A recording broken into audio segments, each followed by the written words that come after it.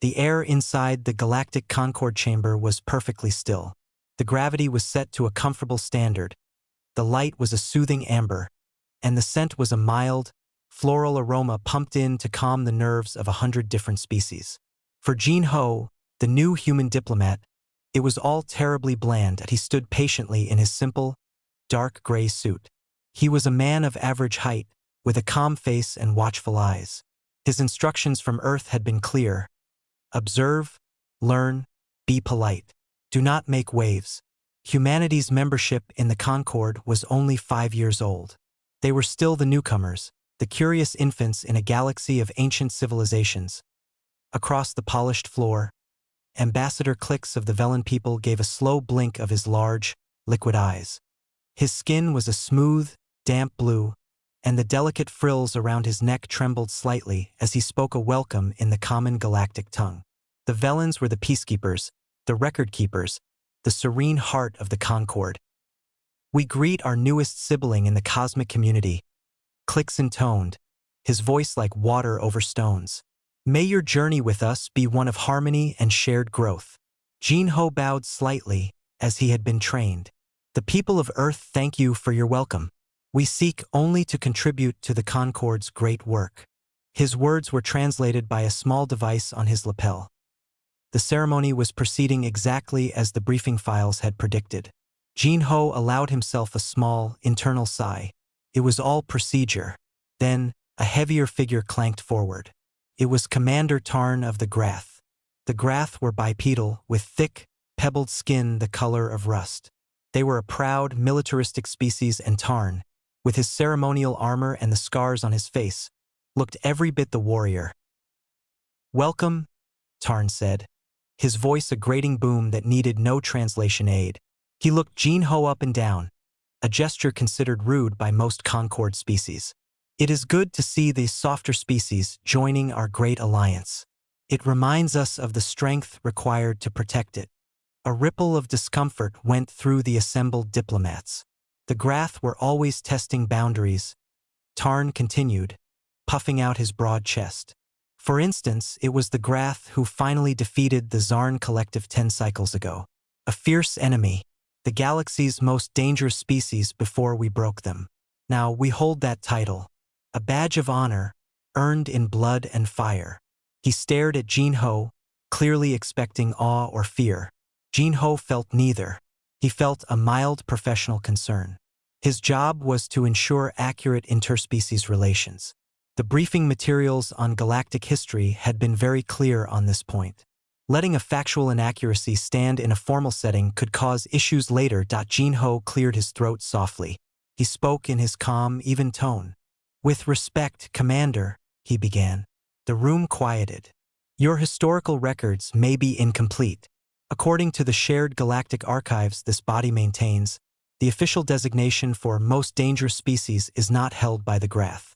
Tarn's eyes narrowed. "What? You dare to question my honor? The Grath victories are legend." "It is not a question of legend," Jin Ho said politely, shaking his head slightly. "It is a question of taxonomy and documented behavioral analysis.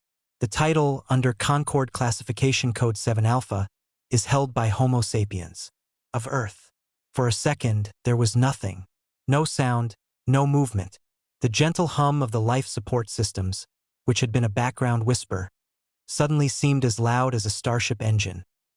Then, Ambassador Clix made a wet, choking sound. The delicate crystal water goblet he had been holding slipped from his long fingers. It hit the floor with a sharp, shocking crack, shattering into 1,000 pieces. The blue liquid inside spread like a panic stain across the polished stone. Clix's frills were not just trembling now. They were vibrating rapidly, a sign of utter primal dread among his people. He was staring at Jin Ho not with anger, but with the look of someone who has just seen a containment field fail around a stellar core. All around the chamber, other diplomats were reacting. The furry Thessalians were pulling their whiskers tight against their faces. The insectoid Kree had frozen in mid-gesture. A low, subvocal hum of alarm began to rise. Jin Ho remained still, but his mind was racing. This was not the reaction he had anticipated. He had expected perhaps a correction, a check of the archives, maybe a grudging acknowledgement from Tarn. Not this silent terror. Tarn himself looked from Clix's horror to Jinho's placid confusion. The Grath commander's initial anger melted into a slow, spreading grin. It was not a friendly smile. It was the smile of a hunter who has just been pointed toward the biggest prey imaginable. "Is this true?" Tarn boomed, turning to Clix. The Velen ambassador could only manage a weak, shuddering nod. His eyes still locked on Jinho. Tarn laughed, a sound like grinding rocks. "Then the formalities are clear. A public claim to the title is a challenge. A call to battle for dominance." He slammed a fist against his armored chest. "The Grath accept your challenge, human. We shall prove who is truly the most dangerous." Jinho finally understood. It wasn't a history lesson. It was a clause, a rule, a trapdoor in diplomatic language he had never been told about. His simple act of factual correction, a normal human impulse to set the record straight, had been interpreted as a galactic declaration of war. Before he could form a single word of explanation, a new sound filled the chamber. It was not a klaxon of noise, but a pulse of light. The soft amber illumination vanished, replaced by a rhythmic, searing red flash that bathed everyone in a strobe of emergency. Panic protocol. It was a signal older than human civilization, and it was flashing now because of him. Jinho stood in the blinding red light, the shattered pieces of Clix's goblet glittering at his feet, and realized with cold, sinking clarity that his first day on the job had just gone very, very wrong. The red light was not a sound, but it was loud. It filled every corner of the high chamber, pulsing like a frantic, silent heart. For Jinho, it was just a bright, annoying glare. For every other being in the room, it was the sign of a nightmare come true. Ambassador Clix had not moved. He stood frozen, his blue skin looking almost gray under the red strobe. The broken glass at his feet was forgotten. His large eyes were fixed on Jinho with an expression of pure, historical terror. Commander Tarn was shouting, his voice full of excited aggression. But his words were lost in the sudden movement. Hidden doors slid open in the smooth walls. Concord security units, sleek and silent, flowed into the room. They did not approach Tarn. They surrounded Jinho, a shimmering energy field, like a wall of faint honey, snapped into existence between Jinho and the other diplomats. It was a containment barrier. They had put him in a box. Jinho held up his hands, palms out. It was a human gesture he hoped meant, "I am not a threat." "Please," he said, his voice calm but firm. "There is a misunderstanding." A security officer, a tall Thessalian with sleek fur now standing on end, spoke through a translator. "Designated dangerous subject. You have activated Panic Protocol Sigma 7. You will be moved to a secure location. Do not resist." Before Jinho could argue, the floor beneath him detached. The section he was standing on became a floating platform. It glided silently, carrying him and his bubble of energy through one of the hidden doors. The last thing he saw was the chamber full of stunned faces, with Tarn's grinning visage at the center, and Clix, looking as if he had seen a ghost. He was taken to a room. It was not a cell. It was too comfortable for that. There was a soft place to sit, water, even a viewing screen showing a peaceful starfield. But the door had no handle on the inside. The energy barrier was gone, but the door was a solid, silent slab. Jinho sat down. He took a slow breath. His training had covered hostage situations, diplomatic insults, even first contact mishaps. It had not covered accidentally declaring a galactic war. He needed information. As if on cue, the door slid open. Ambassador Clix entered, alone. The Velen looked worse up close. His frills were clamped tight against his neck, a sign of extreme stress. He carried a small data slate, his long fingers trembling. "Ambassador Clix," Jinho began, standing. "I must apologize for my statement. It was meant only as a factual correction." Clix made a quiet, bubbling sound. It was Velen for despair. "Seat, please." His voice was a whisper. He took the seat opposite Jinho, placing the slate between them like a shield. "Diplomat Jinho, Click said, choosing his words with great care. You do not understand what you have done. The title Most Dangerous Species is not a boast. It is a medical classification, a quarantine label. Jinho listened, his face neutral. A label for humanity? For Homo sapiens? Clicks confirmed, tapping the slate. A complex chart appeared, filled with dense galactic script and biological markers. It was assigned after our first long-range observations of your world. Centuries ago, by your time, we watched, we analyzed. We were horrified. Horrified by what? Jinho asked, genuinely puzzled. By your persistence, Click said, his large eyes wide. A planet with storms that shred metal, with temperatures that swing from fire to ice, with predators and diseases in every shadow.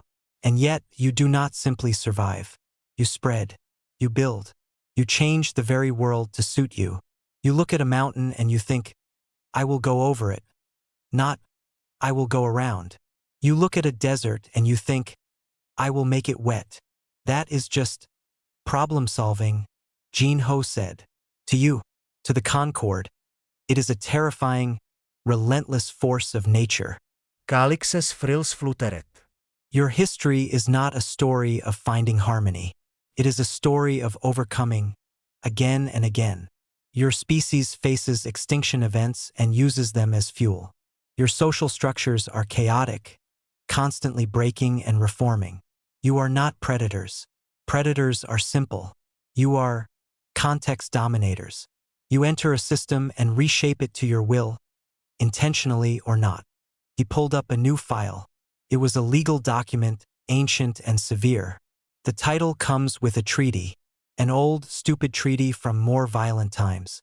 It states that any public claim to the title, by the species holding it or another, is a formal challenge, a battle for dominance.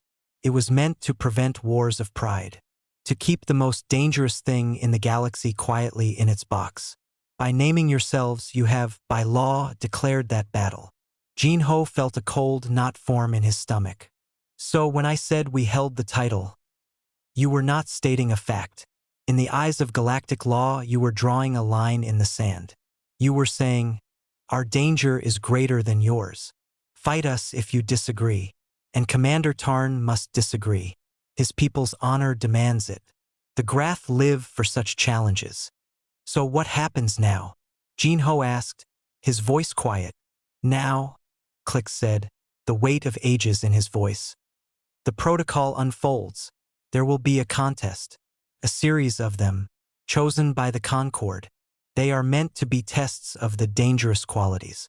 They are meant to be impossible, to force the challenging species to surrender. But the treaty is old. The tests were designed for warriors like the Grath, not for you. Jinho looked at the data, at the fear in the old diplomat's eyes, and at the peaceful, fake starfield on the wall. He thought of Earth, of his sister Sumin complaining about bureaucracy, of busy cities and quiet parks. He thought of human stubbornness. We do not want a battle, Jinho stated firmly. It does not matter what you want, Clix replied, standing up, looking defeated. You have thrown a stone into a still pond. The waves are already moving. The first test will be announced soon. The Grath fleet is already mobilizing, broadcasting this as the glorious war they have always wanted. He walked to the door, pausing before it opened. Prepare your people, diplomat Jinho. You have awakened a game you did not know you were playing. And the rules were written for monsters. The message from the Galactic Concord arrived on every screen on Earth. It was a formal, dry statement translated into hundreds of languages. It spoke of a contest of dominance initiated under Treaty Sigma 7. It listed humanity as the challenging party. It declared that the first event would be a test of environmental dominance on the moon designated X-77. The survival period was 7 standard cycles. The stated goal was to demonstrate superior capacity to endure a hostile apex. On a rocky, windswept plain in Iceland, Sumin heard the ping from her datapad. She was kneeling in the cold mud, her gloves stained, examining a geothermal sensor. She ignored the first ping. Work was work. The second ping was more urgent. With a sigh, she pulled off one glove and fished the device from her pocket. She read the alert. Then she read it again. Her eyebrows, dusted with a fine ash, rose slowly. A soft snort escaped her. She tapped the comms unit on her collar. "Jean Ho," she said, her voice calm but flat. "Mother is going to be very angry with you." Back in his comfortable, doorless room on the Concorde station, Jean Ho heard his sister's voice through his own private link. A wave of relief washed over him. "Sumin, you heard. The whole planet heard, little brother. Did you really start a galactic war during your first week at the office? Could you not have just filed a boring report like a normal diplomat?" "It was a factual error," Jean Ho said, pinching the bridge of his nose. "I was correcting a fact. And now we have to send people to live on a frozen moon to prove a point. Did you at least win an argument?" "Not exactly. Typical." He could hear the rustle of her putting her glove back on. "So what do you need?" "I'm very busy. The ground here is hot and interesting. They say this moon is dangerous. Frozen. Ammonia in the atmosphere. High radiation. Sounds like Tuesday in Reykjavik," Sumin replied. "Send the university's extreme environment team. They'll pack coffee and complaining. They'll be fine." That was the first human reaction. Not fear, but pragmatic problem solving. The official reaction followed quickly. There was no panic in the streets. No rush to build warships. Instead, emergency sessions of the unified Earth government began. The topic was not military strategy. It was logistics, legal recourse, and public messaging. A weary-looking spokesperson appeared on global feeds. "We are aware of the Concorde's announcement regarding Treaty Sigma 7, she said, reading from a screen. The human diplomat's statement was a clarification of archival data, not a declaration of hostile intent. We are pursuing all diplomatic channels to resolve this misunderstanding. A technical and scientific team is being assembled to participate in the upcoming event, in accordance with the treaty's terms. We urge all citizens to remain calm and continue their daily lives." The message was clear. This was a bureaucratic snafu, not an invasion. Human social media, however, exploded, but not with calls to arms. With jokes. A popular meme showed a picture of a Grath warrior roaring, with the caption, "Declares war." Next to it was a picture of a man in a hard hat looking at a clipboard, with the caption, "Forms a committee." Another showed a fictional galactic battle itinerary. Day 1, arrive on deadly moon. Day 2, fix leak in habitat. Day 3, complain about food. Day 4, file safety report. Day 5, win by default because opponent got bored. Videos circulated of engineers explaining how to build shelters in extreme cold. Geologists gave quick lectures on ammonia-based atmospheres. A popular survivalist channel changed its name to How to Grill on an Alien Moon. The dominant public feeling was not anger or fear, but a profound sense of annoyed inconvenience, mixed with a competitive spark. It was less, "the aliens are attacking," and more, "the aliens have challenged us to a really weird, dangerous sport. Fine, let's show them how it's done." Meanwhile, the galaxy watched, utterly confused. Commander Tarn, aboard his flagship, expected to see human worlds scrambling, building fortifications, mobilizing their pitiful fleet. Instead, long-range scanners showed normal traffic. The news feeds they intercepted showed talk shows debating treaty law, comedy sketches, and cooking programs. "What are they doing?" Tarn growled to his second-in-command. "Where is their war fleet? Their rally of warriors?" "It appears, Commander," the officer said, confused, "they are holding many meetings and sharing recipes for hearty stew." Tarn slammed a fist on the console. "They insult us. They treat a call to battle as a paperwork error." On the Concorde station, Ambassador Clicks watched the same feeds. His confusion was different. The terror he felt was for a raging, unstoppable beast. But the humans were not raging. They were organizing.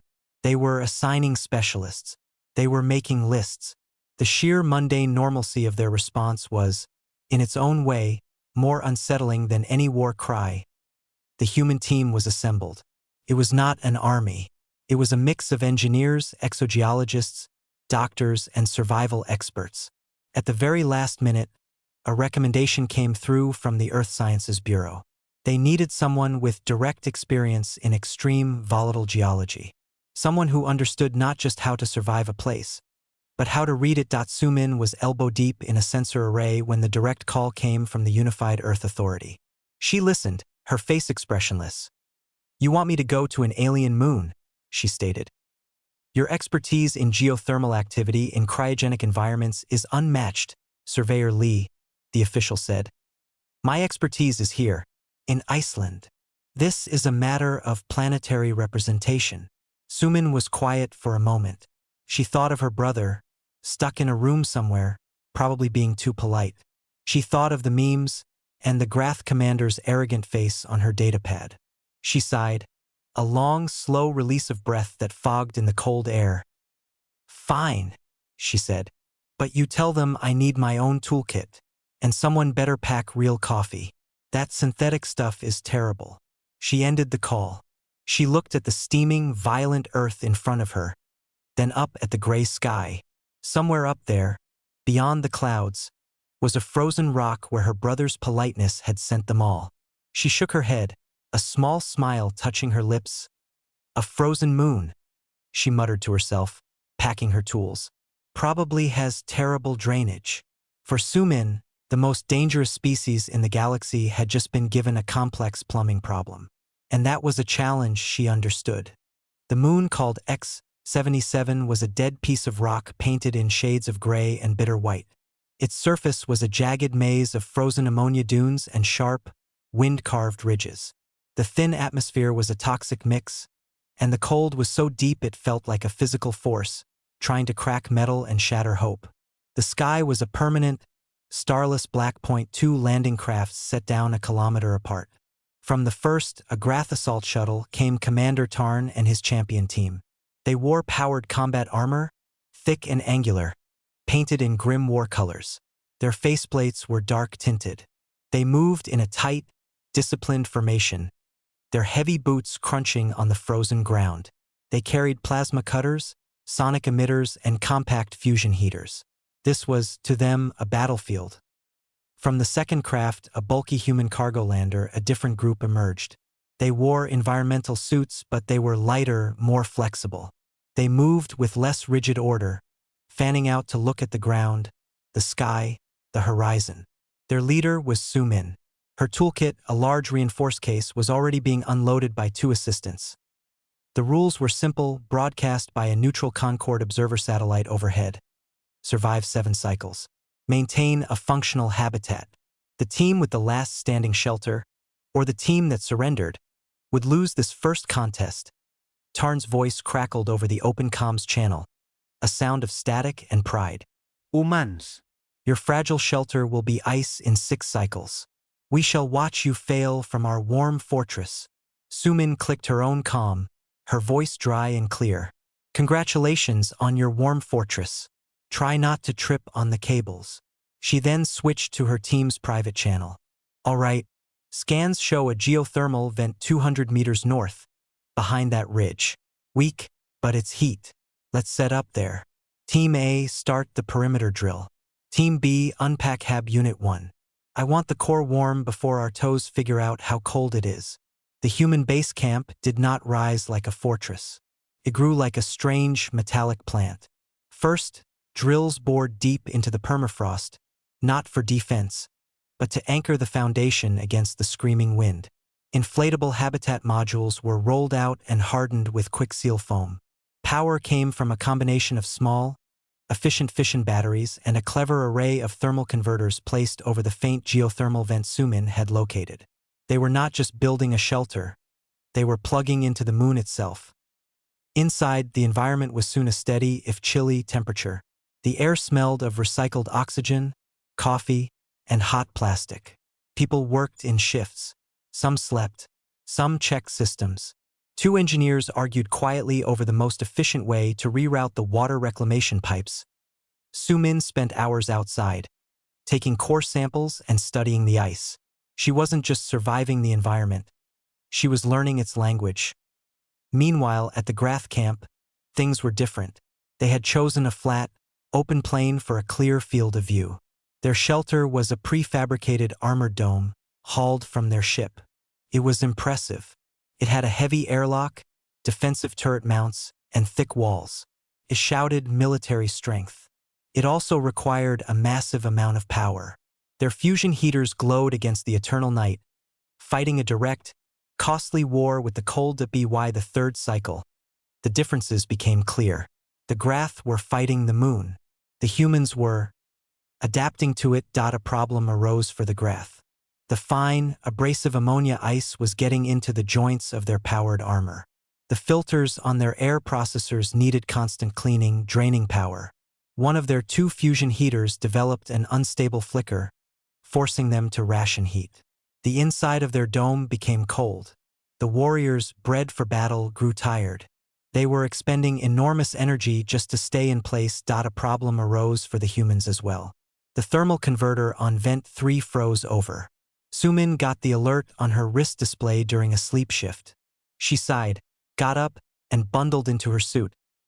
"I'll handle it," she said to the worried engineer on duty. "Go back to sleep." Outside, in the howling dark, she didn't fight the ice. She examined it. She saw how the ammonia had formed a specific crystalline seal. She used a small, focused heater from her toolkit not to melt it all, but to create a single narrow channel. Then she attached a small vibration device. She let the moon's own subtle tremors, which she had measured earlier, do the work. Slowly, the seal cracked and fell away. The converter hummed back to life.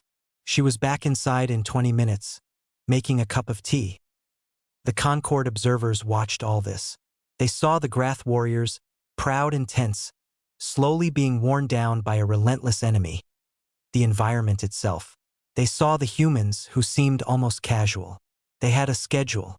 They had coffee breaks. They had fixed a major heating issue in less than a half cycle without any apparent struggle. On the final cycle, the observer satellite requested a status update from both teams. Tarn's voice came through, strained. "The Grath endure. Our shelter stands. The cold is nothing." Sumin's voice followed, sounding slightly distracted. "Human habitat is operational.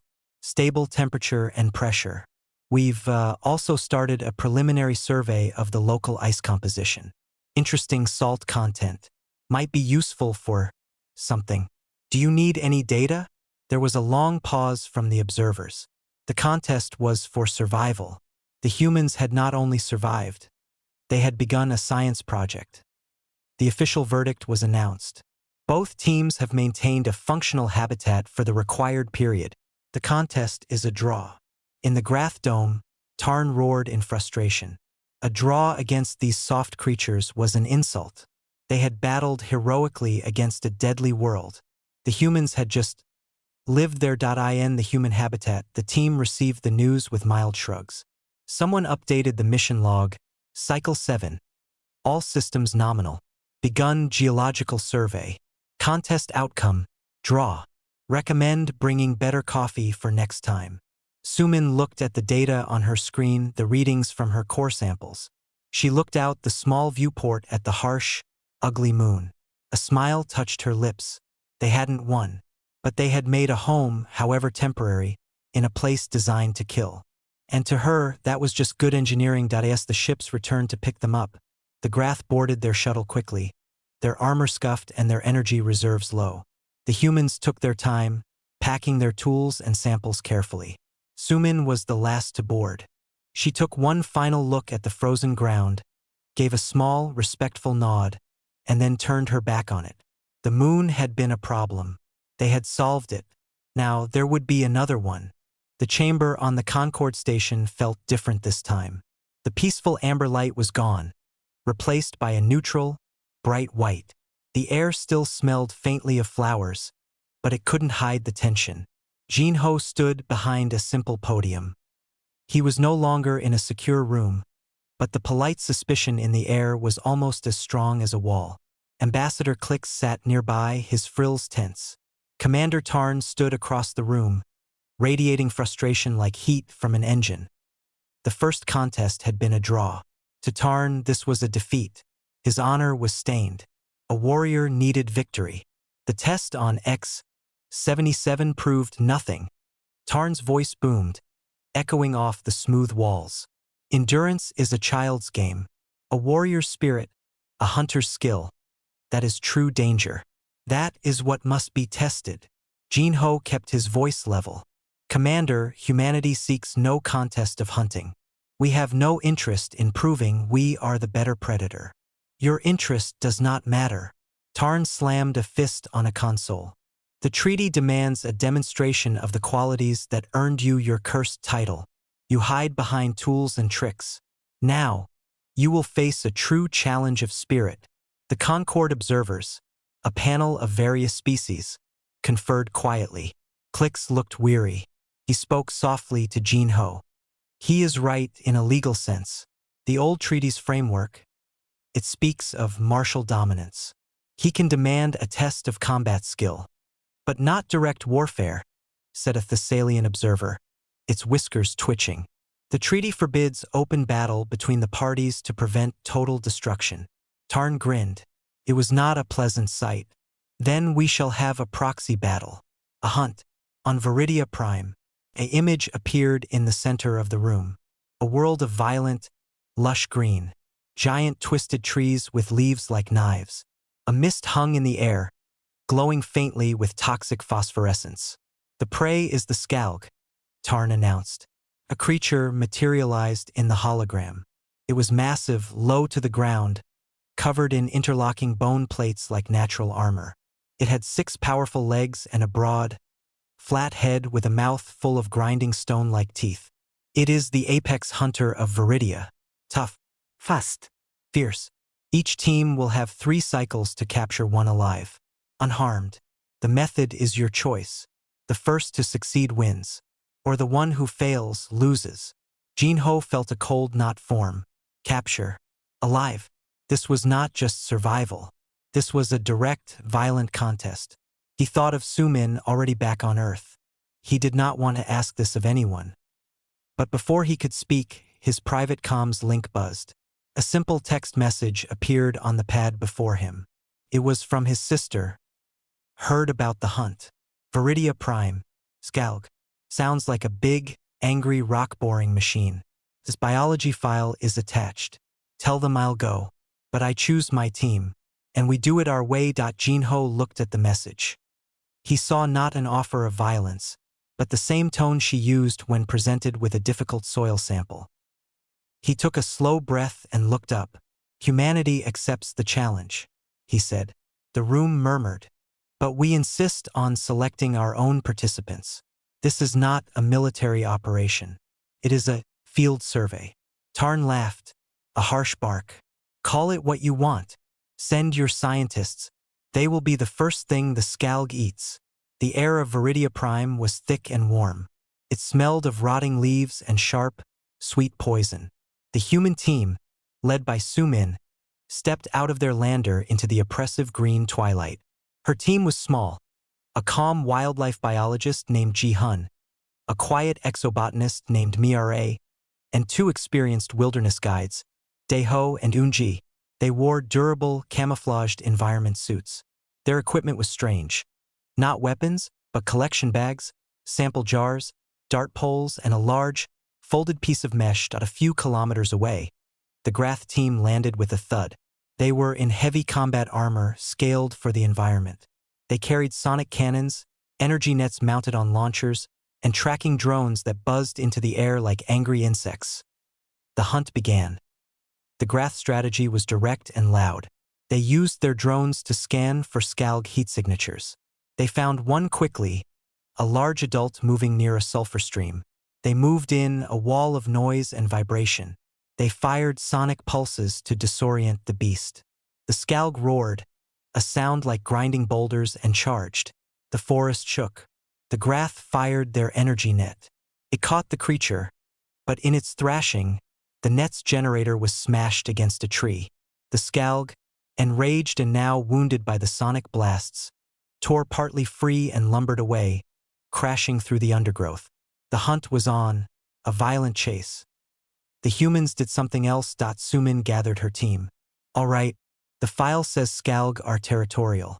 They follow regular paths to mineral licks for their digestion. They're not smart, but they're stubborn. Like a very heavy, armored cow. Jihan, the biologist, nodded. Their primary sense is vibration through the ground. Loud noises make them angry, but they're attracted to specific mineral salts. They can smell them through their footpads. Miare, the botanist, held up a local plant. This vine concentrates those salts. It grows everywhere here. Sumin smiled. It was a small, focused smile. Good. So we don't hunt it. We invite it to dinner. While the Grath chased their wounded, furious Skalg through the jungle, the human team worked. They found a well-used path near a quiet mineral seep. They did not make loud noises. They dug a wide, shallow pit. They lined it with the soft, strong mesh. Over the mesh, they carefully laid a mixture of local soil and the crushed, salt-rich vines. They set up remote cameras in the trees. Then they left. They retreated to a blind 200 meters away and waited. The first cycle passed. The second cycle began. They could hear distant roars and the occasional blast of a Grath weapon. Their own area was quiet. On the morning of the third cycle, the cameras showed movement. A younger Skalg, smaller but still the size of a large vehicle, ambled down the path. Paused, its heavy head swinging. It smelled the salts. It took a step onto the hidden mesh, its great weight causing the pit to sag slightly. It began to lick and nuzzle the ground. Content. Sumin gave a quiet signal. Unji, at a small console, pressed a button. The edges of the mesh pit, controlled by silent winches, snapped upward and closed. The Skalg gave a startled grunt. It thrashed, but it was standing in a bowl of loose soil and mesh. Its powerful legs found no purchase. The more it struggled, the more tangled it became. It was not hurt. It was confused and trapped. Jihan moved in carefully. Using a long pole, he administered a mild sedative dart, calibrated for the Skalg's mass. Within minutes, the creature's thrashing slowed. It settled into a deep, grumbling sleep. Unharmed but securely contained, Sumin walked up to the sleeping giant. She placed a hand on its cool, bony plate. Good, she murmured. No broken trees. No injuries. She looked at her team. Notify the observers. And let the Grath know they can stop chasing theirs. We've got one. When the Concord observers arrived, they found the humans sitting calmly near their sedated, peacefully snoring Skalg. They were checking the creature's vital signs and taking non-invasive scale samples. The Grath arrived later, armor-scorched and dented. They had finally cornered their Skalg, but it had taken 3 more energy nets and heavy sonic blasts to subdue it. The creature was bruised, bleeding from a cracked plate, and lay in a field of destroyed trees, still twitching in anger. The lead observer, a Velen like Clix, looked from the violent scene to the quiet human trap. The requirement was to capture one alive. Both had. But the contrast was impossible to ignore. The contest, the observer announced, is complete. Both teams have captured a living Skalg. However, the Velen's large eyes rested on the humans' sleeping prize and their calm, waiting team. The victory in execution is awarded to the human team. For efficiency and for minimal disturbance. Tarn stood in his battered armor, his fists clenched. He had won the battle of brute force, but he had lost the contest of the hunt. They had not outfought him. They had outthought him. And in the glowing green jungle, that quiet victory felt far more dangerous than any roar. Jinho sat in Ambassador Clix's private chambers. It was a quiet room, with walls that shimmered like calm water. After the hunt on Viridia Prime, the mood in the Concord had shifted. The confusion and panic were still there, but now a deep, serious curiosity had been added. The humans were not acting like the monsters from the old files. They were acting like something else, and no one knew what to do with that. Clix floated in his hydration tank. His blue form relaxed, but his eyes heavy with a weight that was centuries old. They are calling for a third contest, Clix said, his voice a soft burble. Tarn is furious. His pride is broken, but the treaty's logic must play out. He will demand something final, something of pure strength. Gino nodded. He felt tired. We do not wish to fight him, Ambassador. There is no winner in that. You misunderstand, Click said, rising slightly from the water. I do not speak of your wish. I speak of what you are. He waved a long-fingered hand. A complex holographic database flickered to life in the air between them. It was old, its design stark and simple. The header read, Classified Concord Assessment. Species Homo sapiens. This file, Click said, is the reason for your title. It was compiled over 200 of your years. It is not a record of wars won. It is a record of disasters survived. The hologram shifted. Jinho saw images of Earth. A massive volcano erupting, darkening the sky. The Toba catastrophe, Clicks narrated. A volcanic winter that nearly wiped you out. Population reduced to a few thousand. You clung to life in caves, in ashes. The image changed. A coastline drawn on a map, then redrawn again, each time differently. Your planet's ice ages. Seas falling, rising, falling. Your coastlines are never stable. You did not flee these changes. You followed the water. You followed the game. You changed your tools, your clothes, your entire way of living, over and over. More data streams flowed. Graphs showing human population crashing from plagues, then soaring back. Diagrams of simple tools evolving into complex machines. Records of social structures, tribes, kingdoms, nations, global networks, forming, collapsing, and reforming into new shapes. You see, Click said, his voice filled with something like awe and dread. You are not the most dangerous because you are the strongest predator. The Grath are stronger. You are not the most dangerous because you are the most intelligent. The Velans have greater memory. You are dangerous because of your context dominance and your insane resilience. He focused on Jinho. You look at a frozen moon and do not see a tomb. You see a place with interesting salt content. You look at a raging armored beast and do not see a foe to kill. You see a logistical problem to solve humanely. You do not conquer environments, diplomat Jinho. You digest them. You absorb problems and make them part of your story. To a galaxy that seeks peaceful, static harmony, this is terrifying. You are a storm that learns, a fire that builds. You are the ultimate unpredictable variable. The hologram zoomed in on a final line of text. Primary survival driver. Cooperative problem solving at scale.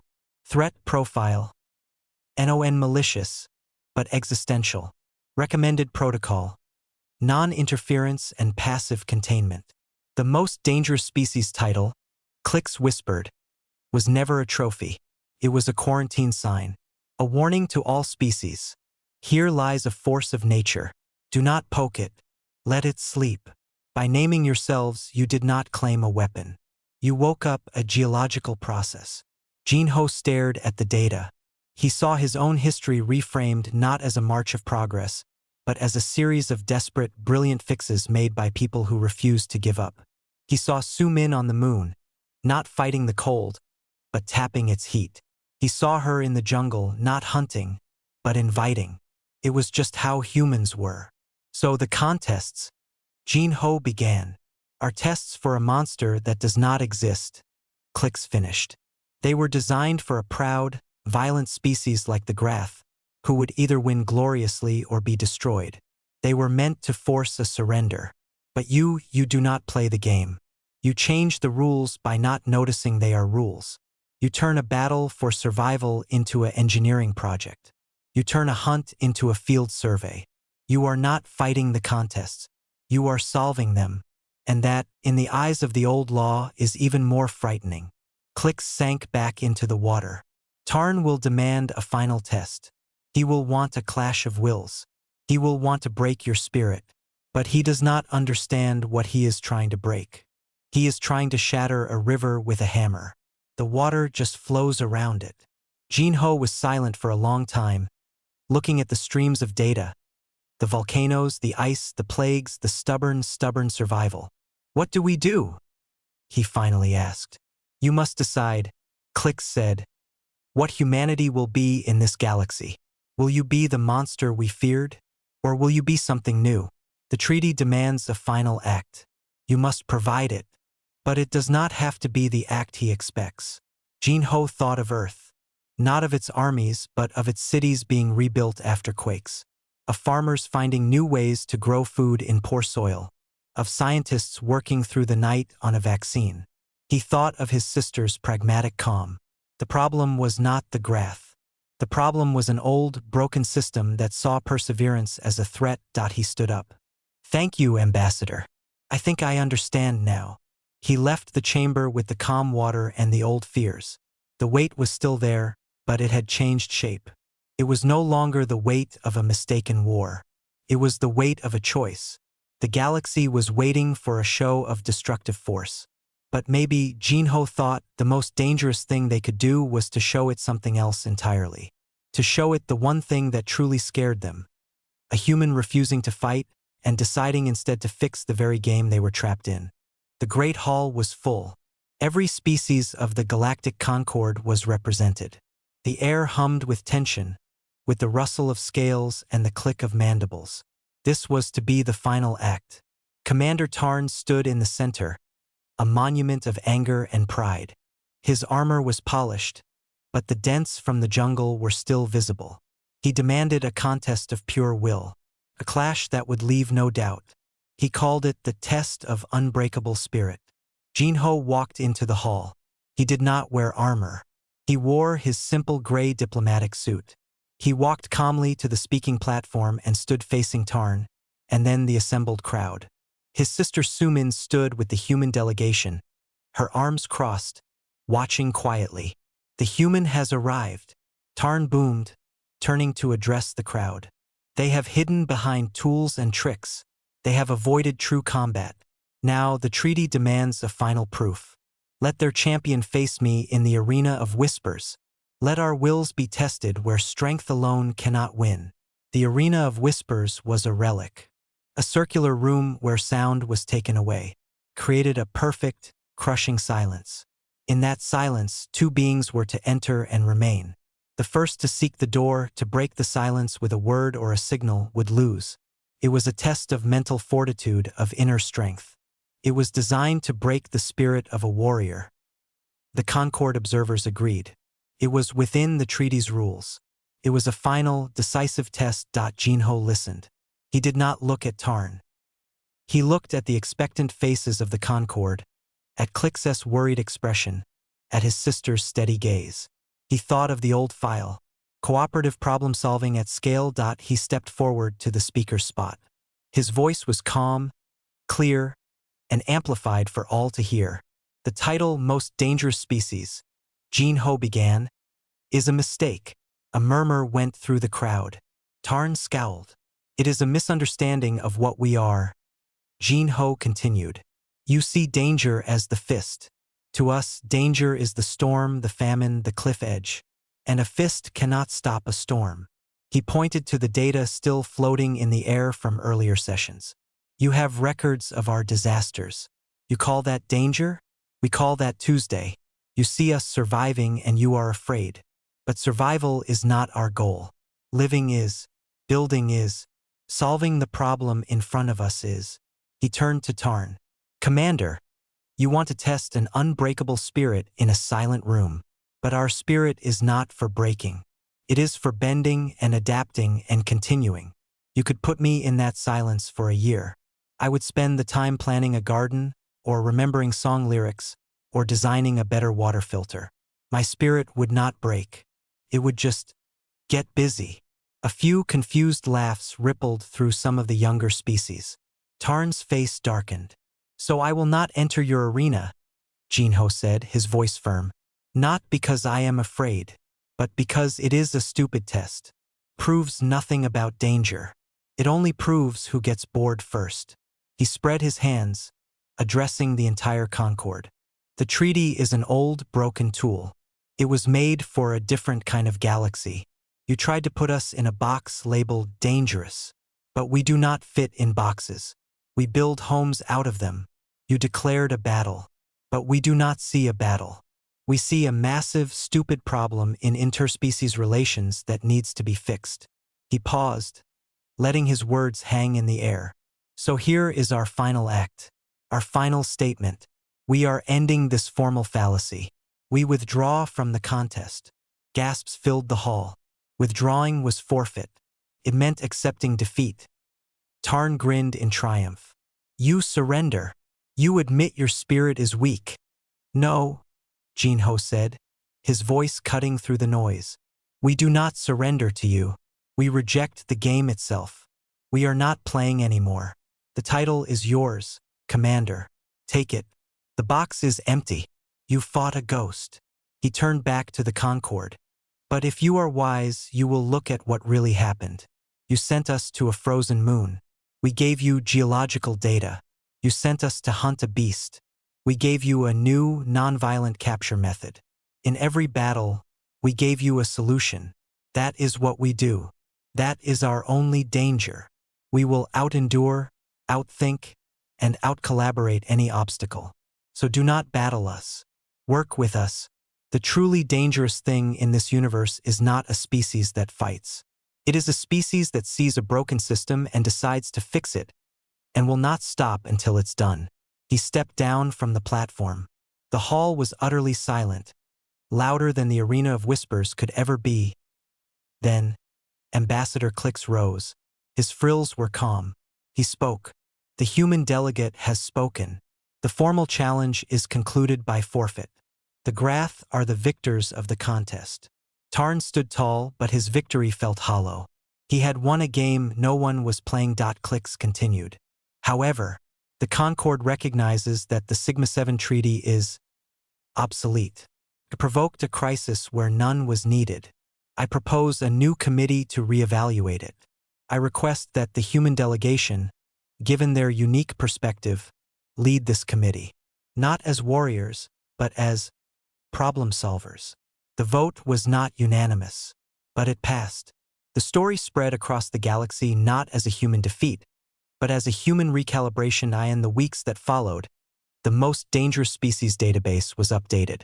The entry for Homo sapiens was edited. Primary designation: Galaxy's most dangerous species. Sub designation: Galaxy's most indispensable problem solvers. Recommended interaction protocol: collaboration, with extreme respect, and a steady supply of coffee. On a station balcony, Jinho and Sumin looked out at the stars. Sumin sipped from a mug. So, she said, you gave away our trophy. It was never a trophy, Jinho said. It was a warning label. Now it's a job description, she replied, sipping her coffee. Fixing broken things. It's harder than fighting. Yes, Jinho agreed, smiling for the first time in weeks. But it's what we do. Below them, the galaxy hummed, no longer in panic, but in cautious, curious activity. The battle was over. The work had just begun.